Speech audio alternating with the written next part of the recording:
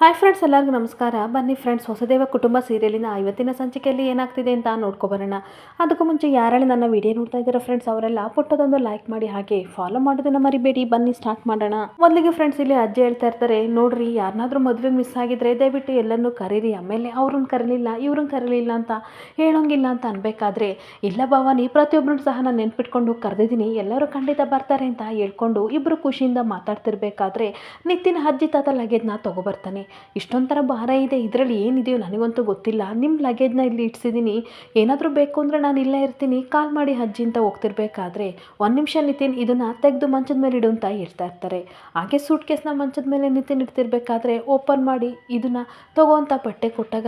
ಯಾಕಜ್ಜಿ ಈ ಬಟ್ಟೆ ಕೊಡ್ತಿದ್ದೀರಾ, ನಾನು ಆಲ್ರೆಡಿ ರೆಡಿ ಆಗಿದ್ದೀನಿ ಅಂತ ಅಂದಾಗ, ಇದು ನಿನಗಲ್ಲ ಕಣೋ ವಂಶಿಗೆ ಅಂತ ಹೇಳ್ತಾ ಇರ್ತಾರೆ. ವಂಶಿಗ ಯಾಕೆ ಅಂತ ಅನ್ಬೇಕಾದ್ರೆ, ಒಂದು ಪೂಜೆ ಇದೆ, ಇದನ್ನು ಹಾಕೊಳ್ಳೋಕೆ ಹೇಳು ಅಂತ. ಈ ವಿಷಯ ವಂಶಿಗೆ ಗೊತ್ತಾ ಅಂತ ಅಂದಾಗ, ಸರ್ಪ್ರೈಸ್ ಕಣೋ, ಹೇಳು, ನಾನು ಹೇಳ್ದಷ್ಟು ಕೆಲಸ ಮಾಡೋ ಅಂತ ಅಜ್ಜಿ ಹೇಳ್ತಾ ಇದ್ದಾರೆ. ಅವರೆಲ್ಲ ಮಾತಾಡೋದನ್ನ ರಾಗಿಣಿ ಕದ್ದು ಮುಚ್ಚಿ ಕೇಳ್ಕೊತಾ ಇರ್ತಾಳೆ. ಇವತ್ತು ನಿತಿನ್ ಹೇಳ್ತಾ ಇರ್ತಾನೆ, ಏನದು ಸರ್ಪ್ರೈಸ್ ಅಜ್ಜಿ ಅಂತ ಅನ್ಬೇಕಾದ್ರೆ, ನಿನಗದೆಲ್ಲ ಹೇಳೋಕ್ಕಾಗಲ್ಲ, ಸುಮ್ಮನೆ ಇರೋ ಅಂತ ಅಂದ್ಬಿಟ್ಟು ಆ ಸೂಟ್ ಕೇಸ್ನ ಎತ್ಕೊಂತ ಹೇಳ್ತಾ ಇರ್ತಾಳೆ. ಇನ್ನೊಂದು ಸೂಟ್ ಕೇಸಲ್ಲಿ ಏನಿದೆ ಅಂತ ಅಂದಾಗ, ಸರ್ಪ್ರೈಸ್ ಅಂತ ಹೇಳ್ದೆ ತಾನೆ, ಕುಟೀಲಿ ಆ ಬಾಕ್ಸ್ನ ಓಪನ್ ಮಾಡಬೇಡ ಅಂತ ಕೈಯಿಂದ ಕಿತ್ಕೊಂಡಾಗ,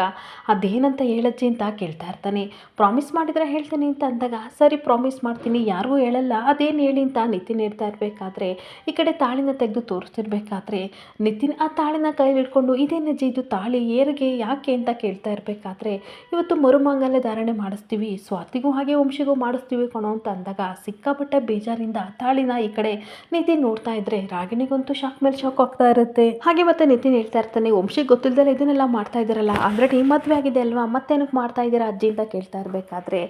ಬಿಡೋ ಆದ್ರೆ ಆಗುತ್ತೆ, ನಮಗೆ ಗೊತ್ತಿಲ್ಲದಲ್ಲ ಅವನು ಮದುವೆ ಆಗಿ ಶಾಕ್ ಕೊಟ್ಟಿದ್ದಾನೆ, ಸೊ ನಾವು ಸ್ವಲ್ಪ ಶಾಕ್ ಕೊಡೋಣ, ಇನ್ನೊಂದ್ಸಲ ತಾಳಿ ಕಟ್ಟಿದ್ರೆ ತಪ್ಪೇನಿದೆ, ಮರುಮಂಗಲ್ಯ ಧಾರಣೆ ಮಾಡಿಸಿದ್ರೆ ಒಳ್ಳೆಯದೇ ಆಗುತ್ತೆ ಕಣೋ, ಟೆನ್ಷನ್ ತಗೋಬೇಡ, ನಮಗೂ ಆಸೆ ಇದೆ ತಾನೆ ತಮ್ಮ ಮೊಮ್ಮಗನಿಗೆ ಮದುವೆ ನೋಡಬೇಕು, ಹಾಗೆ ಅವನ ತಲೆ ಮೇಲೆ 2 ಅಕ್ಷತೆಗಳು ಹಾಕ್ಬೇಕಂತ ತುಂಬ ಆಸೆ ಇದೆ, ಅದಕ್ಕೋಸ್ಕರ ನಾವು ಈ ಕೆಲಸ ಮಾಡಿದ್ದೀವಿ, ಆದರೆ ಈ ವಿಷಯ ನಾವು ಯಾರಿಗೂ ಹೇಳ್ಬಾರ್ದು, ನೀನು ಪ್ರಾಮಿಸ್ ಮಾಡಿದ್ದೆ ಅಂತ ಅಂದಾಗ, ಸರಿ ನಿಮ್ಮಿಷ್ಟ, ಏನಾದರೂ ಮಾಡ್ಕೊಳ್ಳಿ ಅಂತ ನಿತಿನ್ ಹೇಳ್ಕೊಂಡು, ಸರಿ ಆಯಿತು ವಂಶಿ ರೂಮಿಗೆ ಹೋಗಿ ಬಟ್ಟೆ ಕೊಡ್ತೀನಿ ಅಂತ ಹೋಗ್ತಾ ಇರಬೇಕಾದ್ರೆ, ಮತ್ತೆ ತಾತ ಕರೆದು, ನೋಡು ಕಣೋ, ಸ್ವಾತಿ ಮನೆ ಕಡೆಯವರು ಸಹ ಬರ್ತಾ ಇದ್ದಾರೆ, ಅವರು ಸಹ ಸ್ವಾತಿ ನೋಡಿ ತುಂಬ ಖುಷಿ ಪಡಬೇಕು, ಹಾಗೆ ತನ್ನ ಮಗಳು ಮದುವೆ ಅಂತ ಅವಳ ತಲೆ ಮೇಲೆ 2 ಅಕ್ಷತೆಗಳು ಹಾಕಬೇಕು, ಅದನ್ನೆಲ್ಲ ನೀನೇ ಸರಿಯಾಗಿ ನೋಡ್ಕೋಬೇಕು ಅಂತ ಅಂದಾಗ, ಸರಿ ಅಂತ ಬೇಜಾರಿಂದ ನಿತಿನ್ ಹೋಗ್ತಾ ಇದ್ರೆ, ನಿತಿನ್ ಬರೋದನ್ನ ನೋಡಿ ಈ ಕಡೆ ರಾಧಿಕಾ ಎಸ್ಕೇಪ್ ಆಗ್ತಾ ಇರ್ತಾಳೆ. ಹಾಗೆ ನನ್ನ ಕಡೆ ಸ್ವಾತಿ ಮನೇಲಿ ಅಜ್ಜಿ ಕಣ್ಣೀರು ಹಾಕೊಂಡು ಹೇಳ್ತಾ ಇರ್ತಾರೆ, ಪದ್ಮ ಪ್ಲೀಸ್ ಕಣೆ, ನಾವು ಹೋಗಿ ಬರೋಣ ರಿಸೆಪ್ಷನ್ಗೆ ಅಂತ ಅಂದಾಗ, ಬೇಡ, ಗೀತೆ ಹೇಳೋದು ಕರೆಕ್ಟ್ ಆಗಿದೆ, ಅವಳಿಗೆ ನಮ್ಮ ಅವಶ್ಯಕತೆ ಇಲ್ಲ ಅಂತ ಅಂದಮೇಲೆ ನಾವು ಹೋದ್ರೆಷ್ಟು ಬಿಟ್ಟರಷ್ಟು ಅಂತ ಅನ್ಬೇಕಾದ್ರೆ, ಅಜ್ಜಿ ಸಿಕ್ಕಾಬಟ್ಟೆ ಕಣ್ಣೀರು ಹಾಕ್ತಾ ಇರ್ತಾರೆ. ಪಾಪ ಕಣೆ, ಅವಳು ನಾವು ಬಂದಿಲ್ಲ ಅಂತ ಎಷ್ಟು ಬೇಜಾರು ಮಾಡ್ಕೊಂಡಿರ್ತಾಳೆ, ನಿನಗೆ ಗೊತ್ತಾ ಯಾಕೆ ಹಿಂಗೆ ಮಾಡ್ತೀಯಾ, ನಿನ್ನ ಗಂಡ ಇದ್ರೆ ಹೋಗ್ತಿರ್ಲಿಲ್ವಾ, ಪ್ಲೀಸ್ ಕಣೆ ಹೋಗೋಣ ಅಂತ ಅಜ್ಜಿ ತುಂಬ ರಿಕ್ವೆಸ್ಟ್ ಮಾಡ್ತಾ ಇರ್ತಾರೆ. ಹಾಗೆ ಮತ್ತೆ ನಿನ್ನ ಗಂಡ ಇದ್ದಿದ್ರೆ ಖಂಡಿತ ಹೋಗಿ ಆಶೀರ್ವಾದ ಮಾಡ್ತಿದ್ದ ಕಣೆ, ಪ್ಲೀಸ್ ಹೋಗೋಣ ಅಂತ ಮತ್ತೆ ಅಜ್ಜಿ ಕಣ್ಣೀರು ಹಾಕ್ತಿರ್ಬೇಕಾದ್ರೆ, ಈ ಕಡೆ ಪ್ರೀತಿ ಪುಟ್ಟನು ಸಹ ಹೇಳ್ತಾ ಇರ್ತಾಳೆ, ಪ್ಲೀಸ್ ಅಮ್ಮ, ಅಜ್ಜಿ ಆವಾಗಲಿಂದ ಅಳ್ತಾ ಇದ್ದಾರೆ, ಅವ್ರ ಸಮಾಧಾನಕ್ಕೋಸ್ಕರನಾದರೂ ಸ್ವಾತಿ ಅಕ್ಕನ ನೋಡಿ ಮಾತಾಡ್ಸ್ಕೊಬರೋಣ, ಪ್ಲೀಸ್ ಅಮ್ಮ ಹೋಗೋಣ ಬಾ ಅಂತ ಕರಿತಾ ಇದ್ರೆ, ಗೀತಾ ಮಾತ್ರ ತುಂಬ ಕೋಪ ಮಾಡಿಕೊಂಡು, ಬಾಯಿ ಮುಚ್ಕೊಂಡು ಇರ್ತೀಯ, 2 ಒದೆ ಬಿಡೋಣ, ಅವಳ ವಿಷಯಕ್ಕೆ ಏನಾದ್ರು ಬಂದರೆ ನೀನು ಸುಮ್ಮನೆ ಬಿಡಲ್ಲ ಅಂತ ಬೈತಾ ಇರ್ತಾಳೆ. ಯಾರು ಸಹ ರಿಸೆಪ್ಷನ್ಗೆ ಹೋಗಿಲ್ಲ ಅಂತ ಗೀತಾ ಕಿರ್ಚಾಡ್ತಿರ್ಬೇಕಾದ್ರೆ ಕುಮಾರ ಹೇಳ್ತಾ ಇರ್ತಾನೆ, ಯಾಕೆ ಗೀತಾ ಈ ರೀತಿ ಆಡ್ತಾ ಇದೆಯಾ, ಪಶುಪತಿ ಮಾವ ಹೇಳಿದ್ದು ನೀನು ನೆನಪಿಲ್ವಾ, ಅಲ್ಲಿಗೆ ಹೋಗ್ಬಿಟ್ಟು ಏನಾದರೂ ಸ್ವಾತಿ ತೊಂದರೆ ಕೊಟ್ಟರೆ ಅವಳಿಗೆ ಸಹಾಯಕ್ಕೆ ಯಾರಿದ್ದಾರೆ ಹೇಳು ಅಂತ ಅಂದಾಗ, ನೋಡಿ ಮಾವ, ಪಶುಪತಿ ಮಾವ ಏನು ಬೇಕಾದರೂ ಮಾಡ್ಕೊಳ್ಳಿ, ನಮಗೂ ಅದಕ್ಕೂ ಸಂಬಂಧ ಇಲ್ಲ, ಅವಳು ಹೋಗಿದ್ದಾಳೆ ಅಂತ ಅಂದಮೇಲೆ ಅದನ್ನು ಅವಳು ಖಂಡಿತ ಅನುಭವಿಸ್ಲೇಬೇಕು, ಅನುಭವಿಸ್ತಾಳೆ, ನೀವು ಈ ರೀತಿ ಎಲ್ಲ ಮಾತಾಡಿ ಬ್ಲ್ಯಾಕ್ ಮೇಲ್ ಮಾಡಿ ನನ್ನನ್ನು ರಿಸೆಪ್ಷನ್ಗೆ ಕರ್ಕೊಂಡು ಹೋಗ್ಬೋದು ಅಂತ ದಯವಿಟ್ಟು ಅನ್ಕೋಬೇಡಿ ಅಂತ ಕೂಗಾಡ್ತಾ ಇರ್ತಾಳೆ. ಹಾಗೆ ನಮ್ಮ ಪಾಲಿಗೆ ಅವಳು ಸತ್ತೋಗಿದ್ದಾಳೆ ಅಂತ ಹೇಳ್ತಾ ಇದ್ರೆ ಎಲ್ಲರಿಗೂ ಶಾಕ್ ಆಗ್ತಾ ಇದ್ರೆ, ಈ ಕಡೆ ಮೇಘನಿಗೆ ಮಾತ್ರ ಅವಳೊಳಗೆ ಸಿಕ್ಕಾಬಟ್ಟೆ ಖುಷಿ ಆಗ್ತಿರುತ್ತೆ. ಹಾಗೆ ಅಜ್ಜಿ ಕಣ್ಣೀರು ಹಾಕೊಂಡು, ಏನು ಅಂತ ಮಾತಾಡ್ತೀಯೇ, ಬಿಡ್ತು ಅಂತ ಹೇಳ್ತಿರ್ಬೇಕಾದ್ರೆ, ಕುಮಾರನ್ ಸಹ ಹೌದು, ಈ ರೀತಿ ಎಲ್ಲ ಮಾತಾಡಬೇಡ ಅಂತ ಅಂದಾಗ,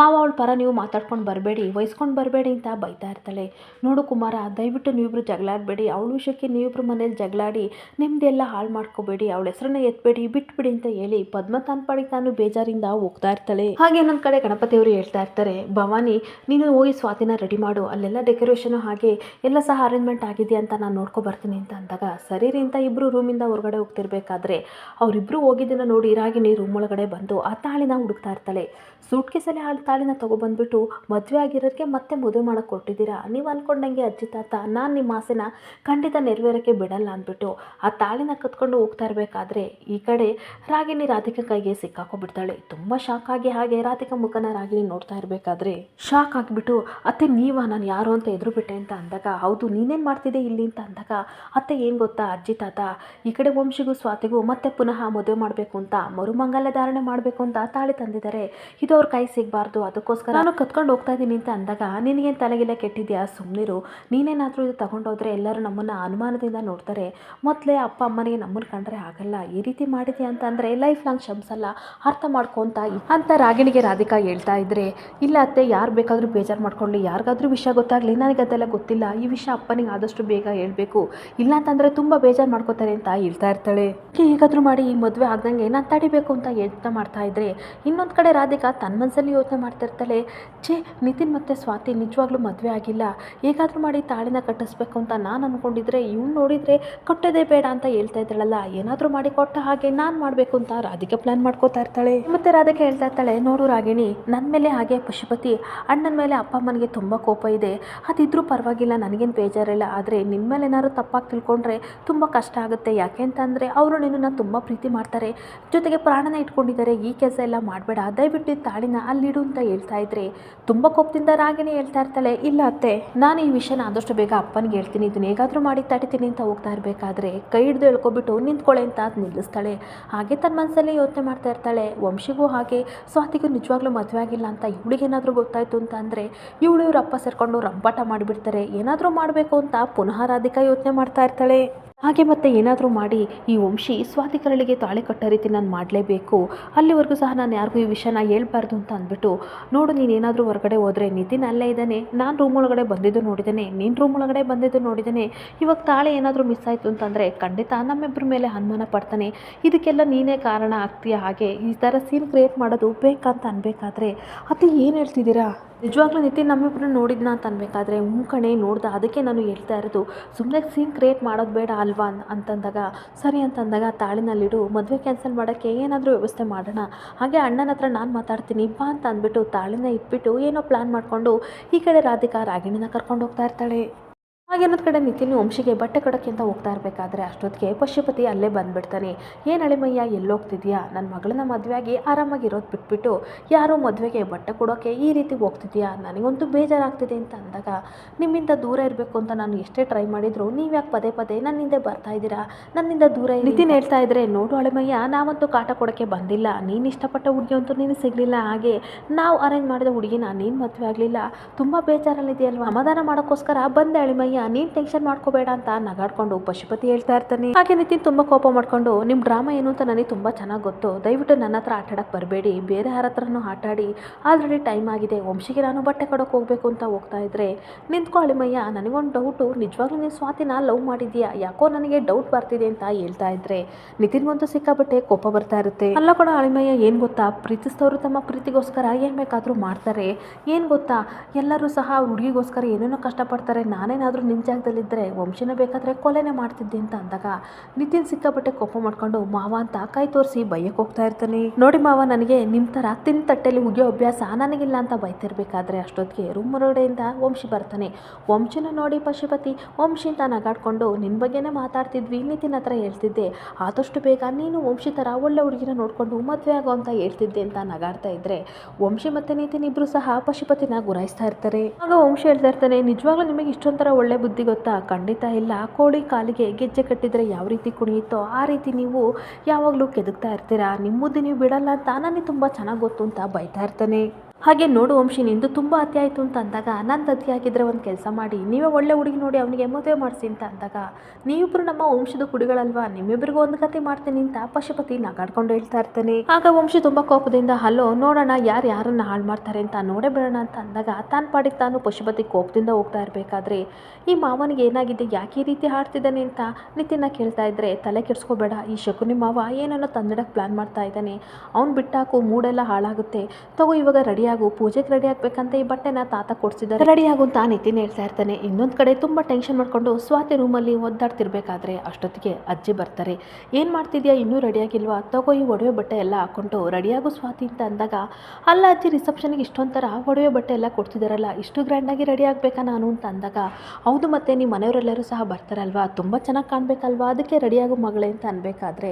ನಮ್ಮನೆಯವರೆಲ್ಲ ಯಾವಾಗ ಬರ್ತಾರೆ, ಎಷ್ಟು ಗಂಟೆಗೆ ಬರ್ತಾರೆ, ಫೋನ್ ಮಾಡಿದ್ರ ಅಂತ ವಿಚಾರಣೆ ಮಾಡ್ತಾ ಇರ್ತಾಳೆ. ಎಷ್ಟು ಕ್ಯೂರಿಯಾಸಿಟಿ ನೋಡು ನಿನಗೆ, ಟೆನ್ಷನ್ ಮಾಡ್ಕೋಬೇಡ, ಖಂಡಿತ ಬರ್ತಾರೆ, ನೀನು ಬೇಗ ರೆಡಿಯಾಗು, ತಾತನಿಗೆ ಮೆಡಿಸನ್ ಕೊಡಬೇಕು ಅಂತ ಹೇಳಿ ಅಜ್ಜಿ ಹೊರಟು ಹೋಗ್ತಾ ಇರ್ತಾರೆ. ಹಾಗೇನೊಂದು ಕಡೆ ಸ್ವಾತಿ, ಅಪ್ಪ ದೇವರೇ ಥ್ಯಾಂಕ್ಸ್ ಆಯಿತಾ, ಅಂತೂ ಇಂತೂ ನಮ್ಮ ಮನೆಯವ್ರು ಮತ್ತೆ ಮದುವೆಗೆ ಬರ್ತಿದ್ದಾರಲ್ಲ ಅದೇ ಖುಷಿ ಅಂತ ಅಂದ್ಬಿಟ್ಟು ಖುಷಿಯಿಂದ ಕುಮಾರ್ ಭಾವನ್ಗೆ ಕಾಲ್ ಮಾಡ್ತಾ ಇರಬೇಕಾದ್ರೆ ಅಜ್ಜಿ, ನೋಡು ಪ್ರೀತಿ ಯಾರೋ ಕಾಲ್ ಮಾಡ್ತಿದ್ದಾರೆ ಅಂತ ಅಂದಾಗ, ಕುಮಾರ್ ಭಾವನಿಗೆ ಫೋನ್ ಬರ್ತಿದೆ ಅಂತ ನೋಡೋಕೆ ಹೋದಾಗ ಸ್ವಾತಿ ಕಾಲ್ ಮಾಡ್ತಿದ್ದಾಳೆ. ಅಜ್ಜಿ ಸ್ವಾತಿ ಅಕ್ಕ ಕಾಲ್ ಮಾಡ್ತಿದ್ದಾಳೆ, ರಿಸೀವ್ ಮಾಡೋಣ ಅಂತ ಅಂದಾಗ, ಮಾಡು ಅಂತ ಅಜ್ಜಿ ಹೇಳ್ತಿದ್ರೆ, ಈ ಕಡೆ ರಿಸೀವ್ ಮಾಡೋಕೆ ಹೋಗ್ತಿರ್ಬೇಕಾದ್ರೆ ಸಡನ್ ಅಂತ ಬಂದ್ಬಿಟ್ಟು ಈ ಕಡೆ ಗೀತಾ ಫೋನ್ ಕಿತ್ಕೋತಾಳೆ. ಯಾರು ಸಹ ಅವಳ ಜೊತೆ ಮಾತಾಡಬೇಡಿ ಅಂತ ಫೋನ್ ಕಟ್ ಮಾಡಿ ಹೋಗ್ತಾ ಇರಬೇಕಾದ್ರೆ ಅಜ್ಜಿ ಕೂಗಾಡ್ತಾ ಇರ್ತಾರೆ, ಏನೇ ಆಗಿದೆ ನಿನಗೆ, ತುಂಬ ಅತಿ ಆಯಿತು, ಏನು ತೊಂದರೆ ಇದ್ದಾಳೋ ಗೊತ್ತಿಲ್ಲ, ಪಾಪ ನಮ್ಮ ಜೊತೆ ಮಾತಾಡಬೇಕು ಅಂತ ಮಾಡಿದರೆ ಒಂದ್ಸಲ ಕೇಳಿದರೆ ನಿನ್ನ ಗಂಟೆ ಏನಾಗ್ತಿತ್ತು ಅಂತ ಬೈತಾ ಇದ್ದರೆ. ಇನ್ನೊಂದು ಕಡೆ ಸ್ವಾತಿ ಯಾಕೆ ರಿಸೀವ್ ಮಾಡಿಲ್ಲ ಅಂತ ತುಂಬ ಟೆನ್ಷನ್ ಮಾಡ್ಕೊಂಡು ಕಣ್ಣೀರಾಗ್ತಾ ಇರ್ತಾಳೆ. ಹಾಗೆ ಮತ್ತೆ ಗೀತಾ ತುಂಬ ಕೋಪ ಮಾಡ್ಕೊಂಡು ಹೇಳ್ತಾ ಇರ್ತಾಳೆ, ಯಾರು ಮೊಬೈಲಿಗೆ ಫೋನ್ ಮಾಡಿದಾರೋ ಅವರು ಸಹ ಮಾತಾಡೋಂಗಿಲ್ಲ, ಮತ್ತು ಯಾರು ಮೊಬೈಲಿಗೆ ಮಾಡಿದ್ರು ಸಹ ಇನ್ಯಾರು ಸಹ ಮಾತಾಡೋಂಗಿಲ್ಲ, ಮಾತಿದ್ದೇ ಸರಿ ಇರಲ್ಲ ಅಂತ ಬೈಕೊಂಡು ಹೋಗ್ತಾ ಇರಬೇಕಾದ್ರೆ,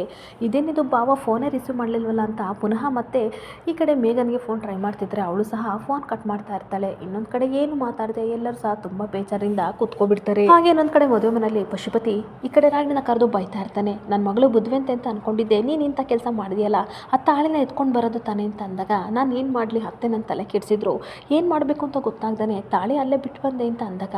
ಆ ರಾಧಿಕನ ನಂಬಕ್ಕಾಗಲ್ಲ, ಮಗನಿಗೋಸ್ಕರ ಏನು ಬೇಕಾದರೂ ಮಾಡ್ತಾಳೆ, ಮಮಕಾರ ಪ್ರೀತಿ ಜಾಸ್ತಿ, ಹೋಗಿ ಅವಳ ಮಾತನ್ನ ನಂಬಿದೆಯಲ್ಲ ಅಂತ ಪಶುಪತಿ ಬೈತಾ ಇರ್ತಾನೆ. ಹಾಗೆ ಪಶುಪತಿ ಹೇಳ್ತಾ ಇರ್ತಾನೆ, ಮದುವೆ ಕ್ಯಾನ್ಸಲ್ ಮಾಡಬೇಕು, ವಿಲವಿಲ ಅಂತ ಅವರೆಲ್ಲ ಒದ್ದಾಡೋದನ್ನ ನಾವು ನೋಡಿ ಖುಷಿ ಪಡಬೇಕು ಅಂತ ಅನ್ಕೊಂಡ್ರೆ ನೀನೇನು ಮಗಳೇ ಈ ರೀತಿ ಮಾಡಿದೆ, ತಾಳಿ ತರಬೇಕಲ್ವ ನನ್ನ ಹತ್ರ ಅಂತ ಅಂದಾಗ,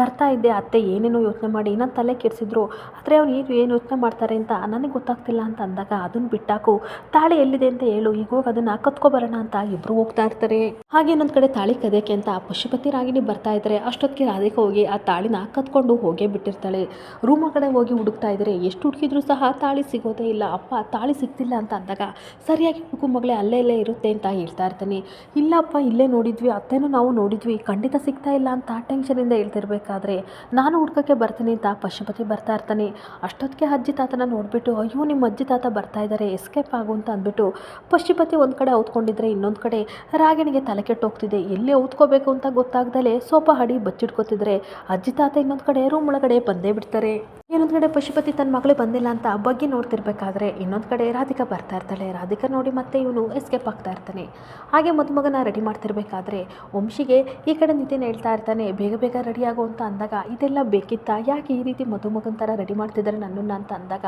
ತಾತ ಏನೋ ಪೂಜೆ ಇಟ್ಕೊಂಡಿದ್ದಾರಂತೆ, ಸೊ ಸುಮ್ಮನೆ ರೆಡಿಯಾಗೋ ಮಗ ಅಂತ ಅಂದಾಗ, ನೀನು ನನ್ನನ್ನು ರೆಡಿ ಮಾಡು, ನಿನ್ನ ಮದುವೆಗೆ ನಾನು ರೆಡಿ ಮಾಡ್ತೀನಿ, ತಲೆ ಕೆಡಿಸ್ಕೋಬೇಡ, ಈ ಹುಡುಗಿ ಓದ್ರೋಗ್ತಾಳೆ, ನಿನಗೆ ಒಳ್ಳೆ ಹುಡುಗಿ ಸಿಗ್ತಾಳೆ ಬಿಡು ಅಂತ ಅಂದಾಗ,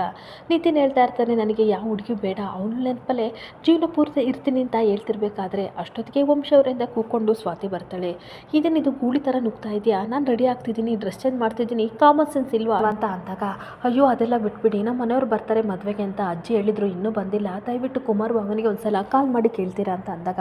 ನಾನ್ಯಾಕೆ ಮಾಡೋಣ, ಮಾಡೋಕ್ಕಾಗಲ್ಲ, ಬ್ಯುಸಿ ಇದ್ದೀನಿ ಅಂತ ಹೇಳ್ತಾ ಇರ್ತಾನೆ. ಅಟ್ಲೀಸ್ಟ್ ನಿಮ್ಮ ಫೋನ್ ಕೊಡಿ ಅಂತ ಅಂದಾಗ, ಇಲ್ಲ ನನ್ನ ಫ್ರೆಂಡ್ಸ್ ಎಲ್ಲ ಕಾಲ್ ಮಾಡ್ತಾ ಇದ್ದಾರೆ, ನಾನು ಕೊಡಲ್ಲ ಅಂತ ಹೇಳ್ಬೇಕಾದ್ರೆ ಈ ಕಡೆ ನಿತಿನ್ ನಾನೊಂದ್ಸಲ ಟ್ರೈ ಮಾಡಲ ಅಂತ ಅಂದಾಗ, ಏನು ಬೇಡ ಅಂತ ಅಂದ್ಬಿಟ್ಟು, ಪ್ಲೀಸ್ ಒಂದ್ಸಲ ಫೋನ್ ಕೊಡಿ ವಂಶಿಯವರೇ ಅಂತ ರಿಕ್ವೆಸ್ಟ್ ಮಾಡ್ತಿದ್ರೆ, ಕೊಡಲ್ಲ, ನಾನು ಇವಾಗ ನಿನ್ಪಾಡಿ ನೀನು ರಿಸೆಪ್ಷನ್ಗೆ ರೆಡಿಯಾಗಿ ಹೋಗು ಅಂತ ಸ್ವಾತಿನ ಬೈದು ಕಳಿಸ್ತಾ ಇದ್ರೆ ನಿತಿನ್ ಮಾತ್ರ ಸಿಕ್ಕಾಬಿಟ್ಟೆ ಬೇಜಾರು ಮಾಡ್ಕೊಂಡು ಹಾಗೆ ನಿಂತ್ಕೊಬಿಡ್ತಾನೆ. ಇಲ್ಲಿಗೆ ಸಂಚಿಕೆ ಎಂಡ್ ಆಗ್ತಿದೆ. Thank you friends.